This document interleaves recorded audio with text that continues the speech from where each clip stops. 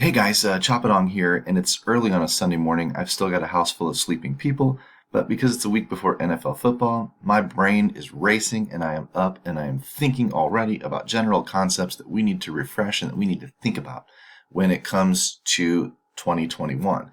And we got asked a really, really good question here in the premium discords, and I figured I'd just take it right out here to the public because a picture's worth 1,000 words and a video might be worth 1,000,000 words because when it comes to conveying information efficiently, these videos do a really, really good job. And I share a ton of these inside our premium discords with my VIPs, with my members here at dfsarmy.com. So you might want to jump in and you might want to become a VIP yourself because you can ask these questions and actually get good, detailed answers.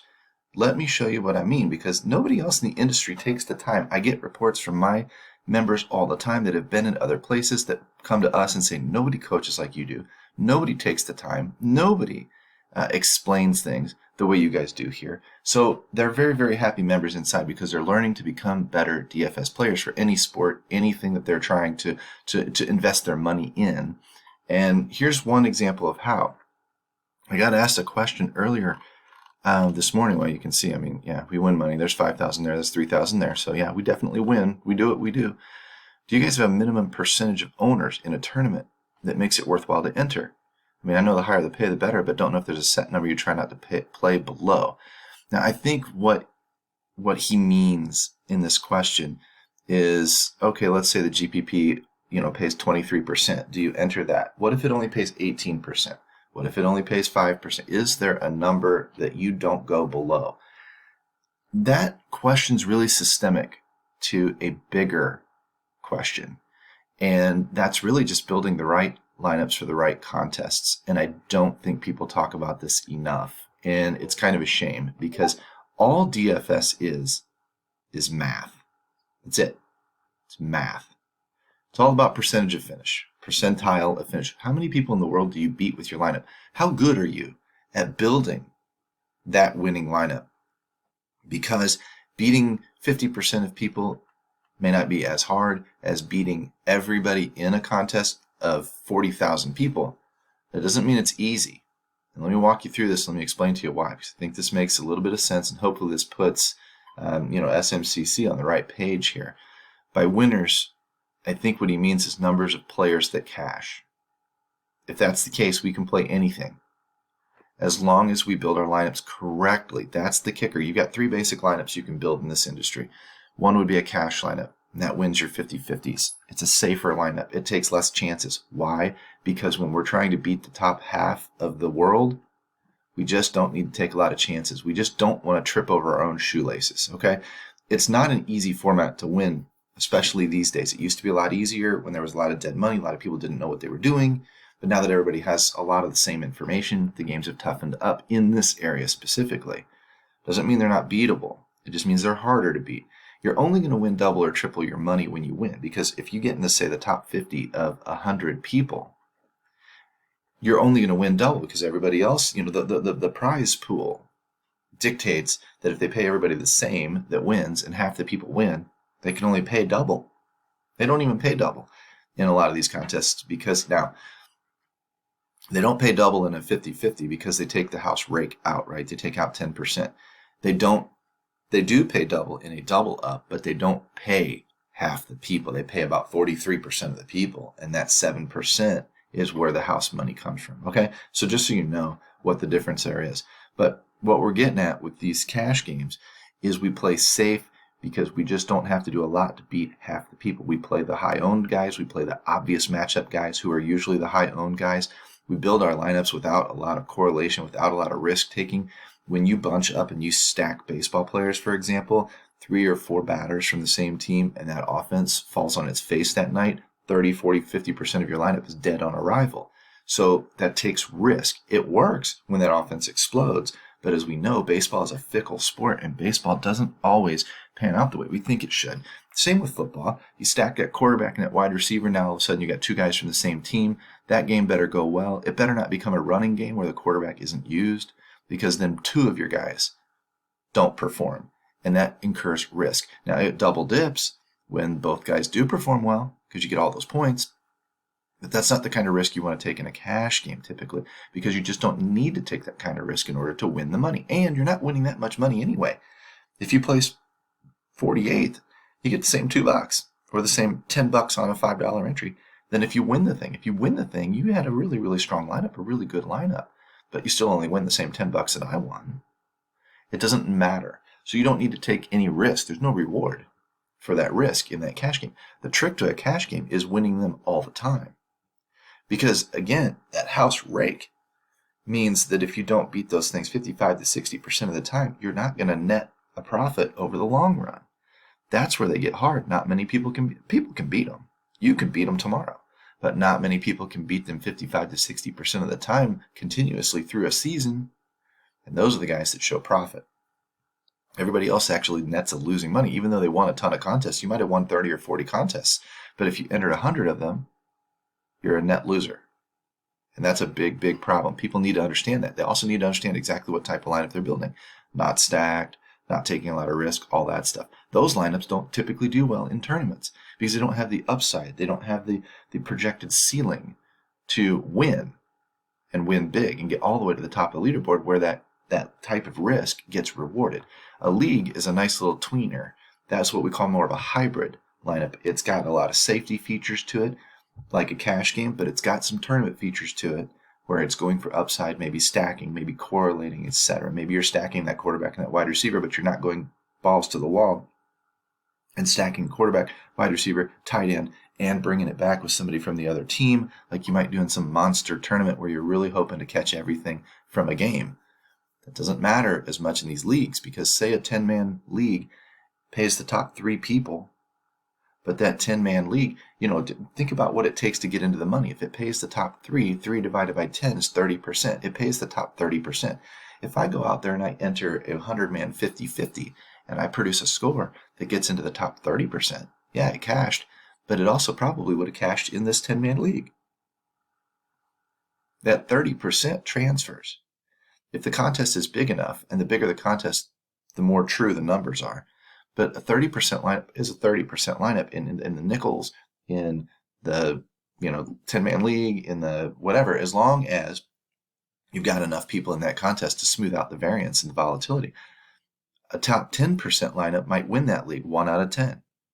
Well, if you can produce a top 10% lineup more than 10% of the time, you probably can profit in these contests.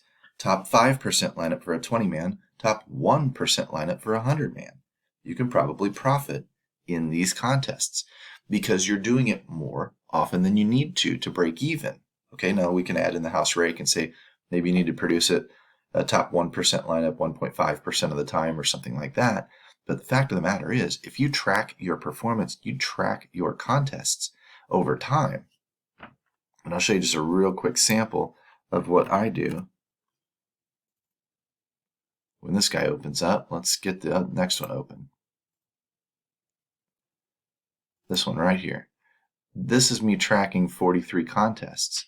I've been in the top 50% 26 out of 43 times, 61%. I've been in the top 30%, 15 times. So 15 out of 43 is 35%. Top 12%, 19% of the time, 2% of the time. I've won them outright, okay?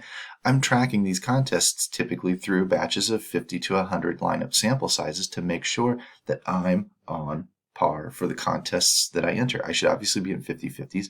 I should be in these 10-man leagues. I should be in these 100-man leagues for the top 12% that pay because I'm winning. I'm getting in there more often than I need to show a profit. That's the point.